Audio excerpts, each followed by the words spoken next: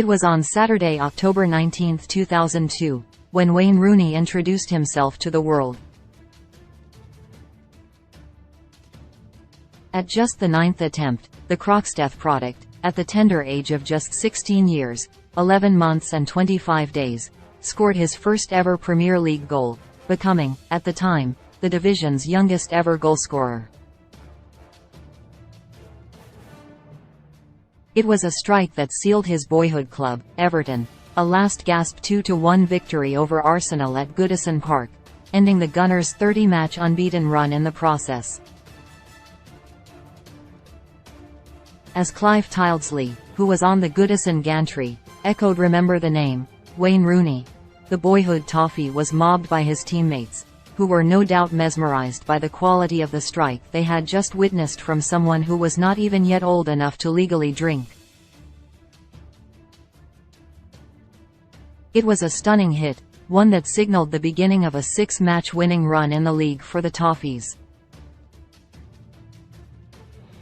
Even though Rooney had scored the goal that started that run, he was not rewarded with a starting berth at any point during it.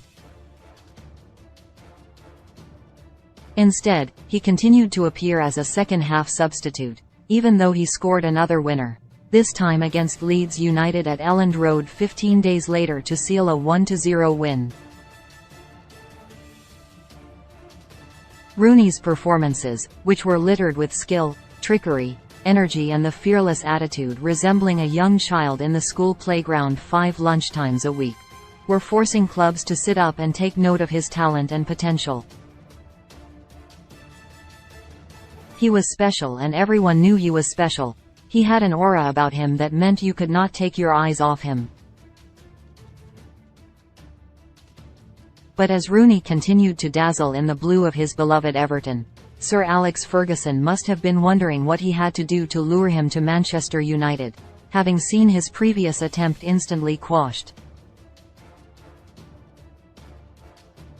Long before many Evertonians even knew who Rooney was, Ferguson had already reached out to try and convince him to swap Everton's academy for United's.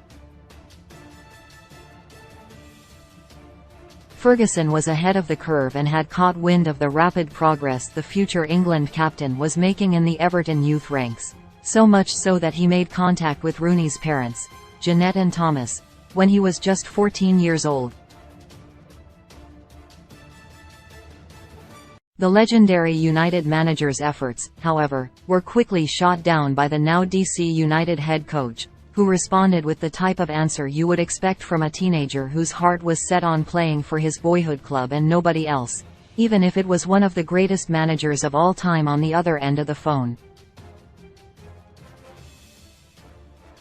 "Sir Alex Ferguson tried to sign me when I was 14, Rooney told The Sun, speaking last year. "He was on the phone to my mom and dad. They said, 'Alex is on the phone. Manchester United want to sign you.' I said tell him to F*** off. I want to play for Everton. Then as time went on, I knew I had to play for Alex Ferguson. The reason I signed for United was Alex Ferguson." After scoring 17 goals in 77 appearances for Everton, United turned to Rooney again towards the end of the 2004 summer transfer window, just over 2 months after the then 18-year-old had lit up the European Championship in Portugal, scoring 4 goals in 4 games for England. After several weeks of speculation, United got their man, signing him on a 6-year contract in a deal worth up to £27 million. "I am very excited," admitted Ferguson. "I think we have got the best young player this country has seen in the past 30 years." Even Ferguson, however, could not have possibly predicted what Rooney would eventually achieve in United colours, in a career that spanned more than a decade at Old Trafford. The former Derby County boss settled into his new surroundings with ease, making himself at home immediately, scoring a famous hat-trick on his debut, helping the Reds batter Fenerbahce 6-2 in the Champions League. It was a first outing that could not have possibly gone any better for an 18-year-old who had to live up to the hype. Rooney ended his first campaign at Old Trafford with a very respectable and eye-catching tally of 17 goals. He was no ordinary teenager looking to make the grade at the world's biggest football club. Tallies of 19, 23, 18 and 20 goals followed in the next 4 seasons. The silverware also started to stack up, with United's 2006 League Cup triumph marking the first major trophy of Rooney's career. But after hammering home the goals at an alarming rate in his first 5 seasons at United, it was during the 2009-10 campaign when Rooney went up yet another gear. Now a matured and seasoned Premier League striker, he plundered 34 goals and registered 7 assists in just 44 appearances in all competitions. 41 direct goal contributions in 44 games was an astonishing achievement. Although Rooney continued to score goals at a rapid rate, just a couple of months into the 2010-11 season he rocked the footballing world when he submitted a transfer request in October 2010, claiming that the club did not match his own ambitions.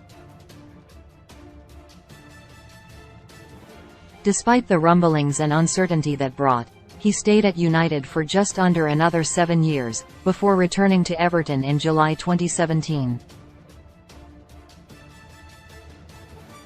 In that 7-year period, the former United skipper continued to bang the goals in for fun, including another haul of 34 across all competitions in 2011-12. He quickly found himself, despite often dropping deep and playing in midfield in the latter stages of his Reds career, on the cusp of equaling Sir Bobby Charlton's record of 249 goals for the club. He eventually went past Charlton's tally when he netted a stunning free kick to earn the Reds a point in a 1-1 draw against Stoke City in January 2017, scoring his 250th goal for United. In the remaining months of the 2016-17 campaign, which was Rooney's final one at United, he scored 3 more goals, meaning he set a target of 253 goals for any United player of the present or the future to try and beat. Rooney will go down as one of football's all-time greats, a legend of the modern era.